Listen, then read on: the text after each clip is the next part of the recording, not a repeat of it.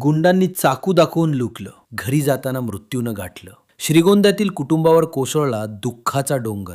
चाकूचा धाक दाखवून लूट, त्यानंतर मदतीसाठी मिळालेली लिफ्ट आणि काही मिनिटातच भीषण अपघात. नेमकं काय घडलं? श्रीगोंदा तालुक्यातील धवळगाव येथील 50 वर्षीय संगीता परमेश्वर शिंदे या रांजणगाव MIDC परिसरात भंगार गोळा करून कुटुंबाचा उदरनिर्वाह करत होत्या. शनिवारी दिवसभराचं काम आटोपल्यानंतर त्या घरी परतत असताना एका 4चाकी वाहनातील तिघांनी चाकूचा धाक दाखवत त्यांच्याकडील सोन्याचं दागिने आणि रोकड लुटली. त्यानंतर त्यांना शिरूर येथे उतरवून आरोपी फरार झाले. घाबरलेल्या अवस्थेत त्यांनी कुटुंबियांना फोन करून माहिती दिली. रस्त्याच्या कडेला रडत बसलेल्या संगीता शिंदे यांना त्यांच्या ओळखीच्या व्यक्तीनं मदत केली आणि मोटारसायकलवरून घरी सोडण्यासाठी निघाले. मात्र शिरूरजवळ पाठीमागून भरधाव मालमोटारीनं मोटारसायकलला जोरदार धडक दिली. या अपघातात संगीता शिंदे यांचा जागीच मृत्यू झाला आणि कुटुंबावर दुःखाचा डोंगर कोसळला.